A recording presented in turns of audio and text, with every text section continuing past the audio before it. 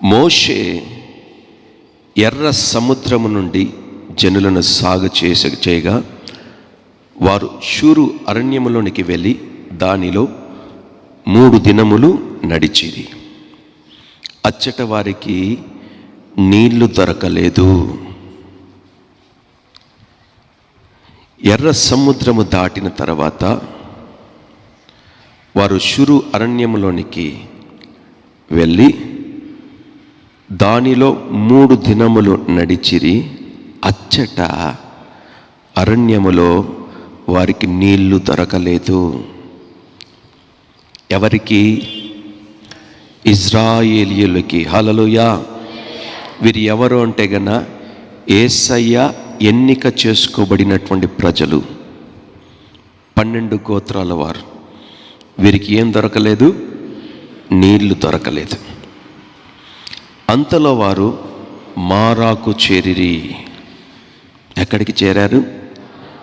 నీళ్లు లేనటువంటి స్థలంలో నుండి మారా అనే స్థలంలోకి వచ్చారు. వారు ఆ నీళ్లు త్రాగలేకపోయిరి. అందువలన దానికి మారా అను పేరు కలిగెను. హల్లెలూయా. అయితే ఈ యొక్క 22వ వచనంలో వారు షూరు అరణ్యంలోకి వచ్చారు, నీళ్లు లేవు. అయితే వారు మారా అనే ప్రదేశంలోకి వచ్చారు, నీళ్లున్నాయి. అయితే ఆ నీళ్లను వాళ్ళు ఏం చేయలేకపోయారు? త్రాగలేకపోయారు. హల్లెలూయా. అందువలన దానికి మారాను పేరు కలిగెను. ప్రజలు మేమేమి త్రాగుదుమని మోషే మీద సనగకొనగా అతడు యెహోవాకు మొరపెట్టెను. అంతటి యెహోవా అతనికి ఒక చెట్టును చూపెను. అది ఆ నీళ్లలో వేసిన తరువాత నీళ్లు మధురములాయెను. హల్లెలూయా.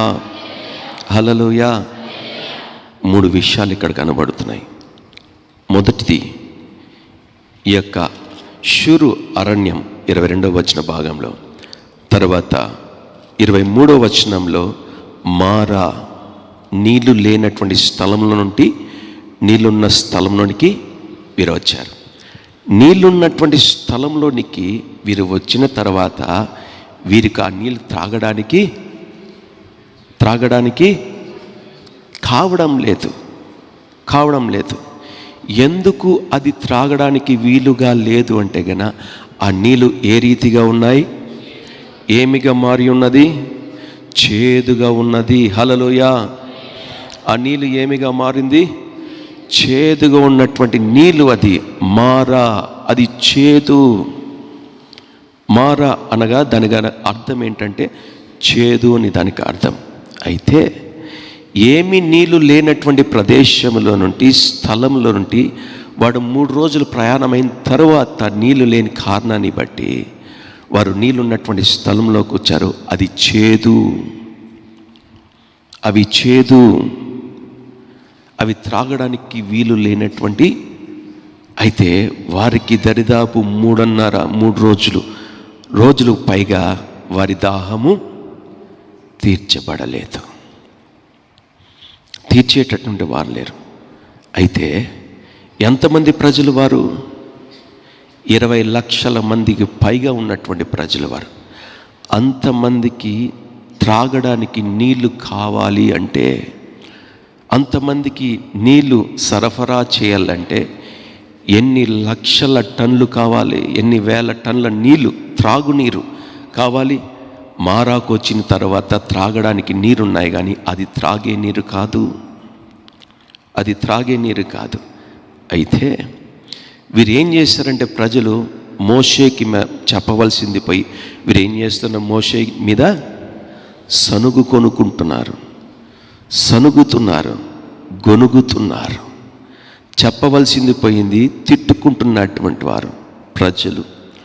అంటే దేవుడు అనేక అద్భుత కార్యాలు, సూచక క్రియలు అంతకు మునుపే ఆ ఎర్ర సముద్రము దాటేటప్పుడే చూశారు. వారు ఆశ్చర్యాన్ని కలిగించేటటువంటి ఆ మార్గంలో వారు నడుచుకుంటూ వచ్చారు.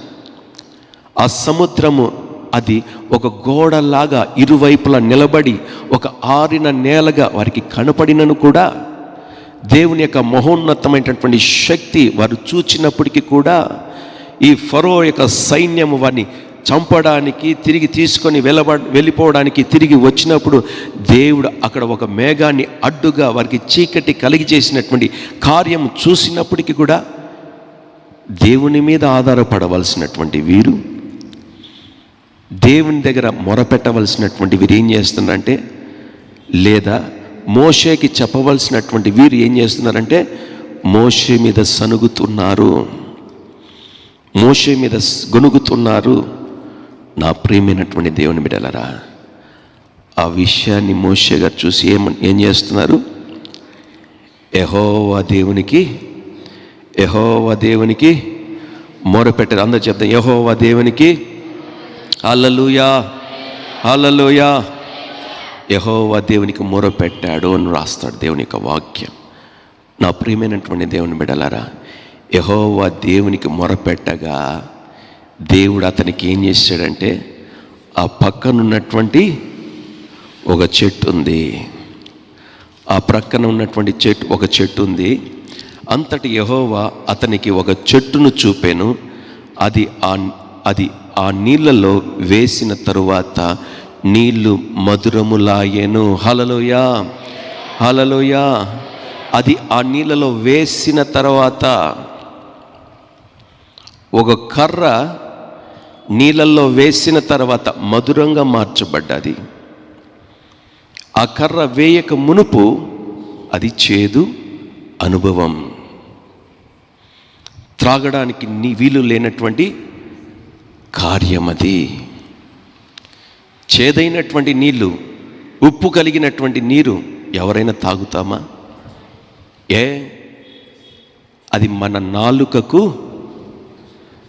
ప్రీతిగా లేదు గనక, ఇష్టముగా లేదు గనక. హల్లెలూయా. అయితే మోషే గారు చేసినటువంటి కార్యం, వెంటనే ప్రజలు సనుగుతున్నారని ఇన్ని లక్షల మంది ప్రజలకు వీరి యొక్క దాహం తీర్చడానికి మోషే గారు ఏం చేశారు? మోకరించి యెహోవా దేవునికి మొరపెడుతున్నాడు. హల్లెలూయా, హల్లెలూయా. నా ప్రియమైనటువంటి దేవుని బిడ్డలారా, ఈరోజు మారాలాంటి జీవితం మధురముగా మార్చేటటువంటి సర్వశక్తిమంతుడైనటువంటి యేసుక్రీస్తు ప్రభువు వారు ఉన్నారు. నీ జీవితంలో చేదు అనుభవాలు ఉన్నాయేమో, నీ జీవితంలో నీకు అసహ్యాన్ని పుట్టించేటటువంటి కార్యాలు ఇంకా నీ జీవితంలో ఉన్నావేమో, పాపపు జీవితం నీవు కలిగి జీవిస్తున్నావేమో, చేదు అనుభవాలతో నువ్వు బ్రతుకుతున్నావేమో, చేదు ఆలోచనలతో నువ్వు బ్రతుకుతున్నావేమో, చేదు కుటుంబం కలిగి నువ్వు బ్రతుకుతున్నావేమో, శాంతి లేదు కుటుంబంలో, సమాధానం లేదు. ఈ నీళ్ళు చేదుగా ఉన్నటువంటి నీళ్ళు, ఇది ఏ నీళ్ళు అంటే ఇది లోకం. ఈ నీళ్ళు దేనికి సాదృశ్యం అంటే లోకం. ఈ నీళ్ళు దేనికి సాదృశ్యం? మనం జీవిస్తున్నటువంటి ఈ పాపపు లోకంలో మనం బ్రతుకుతున్నాం. ఇది మధురముగా లేదు, ఇది మధురముగా లేదు, ఇది చేదుగా ఉంది, ఇది చేదుగా ఉంది. ఆ చేదైనటువంటి బ్రతుకుల్లో నుండి దేవుడు విడిపించడానికే సర్వశక్తిమంతుడైనటువంటి నా యేసుక్రీస్తు ప్రభువు వారు, సర్వశక్తిమంతుడైనటువంటి నా యేసుక్రీస్తు ప్రభువు వారు ఆయన మ్రానుగా నిలబడి ఉంటున్నాడు. ఆయన నా యేసయ్య మ్రానుగా నిలబడ్డాడు. ఆయన మ్రానుగా ఉన్నటువంటి నా యేసుక్రీస్తు ప్రభువు వారు, త్రియేక దేవుడైనటువంటి నా యేసుక్రీస్తు ప్రభువు వారు ఒక కొమ్మగా క్రీస్తు ప్రభువు వారు ఈ చేదైనటువంటి ఈ లోకంలోనికి ఆయన విరవబడి చేదైనటువంటి నీళ్ళలోకి ఆయన పడిపోయాడమ్మా. చేదైనటువంటి ఈ లోకంలోనికి ఆ క్రొమ్మగా ఉన్నటువంటి నా యేసుక్రీస్తు ప్రభువారు, ఓ మొద్దుగా ఉన్నటువంటి దాంట్లో నుండి 3గా విభాగింపబడినటువంటి తండ్రి, కుమార, పరిశుద్ధాత్మ దేవుడు ఆ పరలోకంలో అత్యున్నత సింహాసనం మీద కూర్చోవలసినటువంటి ఆయన మహిమను విడిచిపెట్టి కుమారుడైనటువంటి ఒక కొమ్మ తన ప్రజలు, తను ఎన్నిక చేసుకున్నటువంటి ప్రజల నిమిత్తమై ఆ కనాను వైపు నడిపించుటకు, వారి దాహాన్ని తీర్చడానికై నా యేసుక్రీస్తు ప్రభువారు ఒక కొమ్మ విరిగిపోయాది. అదే యేసయ్య, ఆ కొమ్మే యేసయ్య. ఆ కొమ్మ ఎక్కడ నిలబడ్డదో తెలుసా? గొల్గొతా కొండ మీద నిలబడ్డది. నా ప్రియమైనటువంటి దైవ జనాంగమా, నువ్వు వింటున్నటువంటి దేవుని యొక్క వాక్యం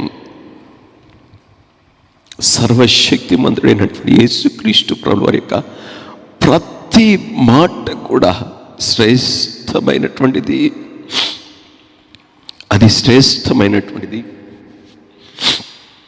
నా ప్రియమైనటువంటి దేవుని బిడ్డలారా, ఈరోజు చేదైనటువంటి అనుభవాల్లో నుండి నువ్వు వచ్చావేమో, చేదైనటువంటి జీవితం కలిగి నువ్వు బ్రతుకుతున్నావేమో, చేదైనటువంటి ఈ లోకంలో ఇంకా నువ్వు త్రాగలేక ఆ రీతిగానే ఉన్నావేమో.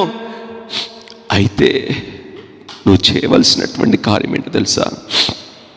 మోషే మొరపెట్టిన రీతిగా యెహోవా దేవునికి మొరపెడితే, యేసుక్రీస్తు ప్రభుల వరకు మొరపెడితే ఖచ్చితంగా నా యేసయ్య ఏం చేస్తాడో తెలుసా? తన కుమారుని ఆయన పరలోకం నుండి ఆయన పంపుతాడయ్యా. నా పరలోకపు తండ్రి యెహోవా దేవుడు నీ చేదైనటువంటి జీవితాన్ని మధురంగా మార్చడానికి, సంతోషంగా మార్చడానికి, నీ జీవితం ఇన్ని దినములు, ఇన్ని సంవత్సరములు కూడా శారీరకమైన సంబంధంలో నేను మాట్లాడడం లేదు, కానీ ఆత్మ సంబంధంగా ఇన్ని రోజులు కూడా నీవు జీవిస్తూ ఉన్నావు. కానీ అయితే నువ్వు ఆత్మీయతలో చచ్చినటువంటి వాడవే. నీ జీవితంలో మధురము కలిగినటువంటి క్షణాలు లేవే, సంతోషం కలిగించేటటువంటి క్షణాలు లేవే, నీ జీవితంలో సమాధానం కలిగించేటటువంటి కుటుంబ పరిస్థితులు లేవే. కారణం నీవింకా మారాలోనే బ్రతుకుతున్నావు.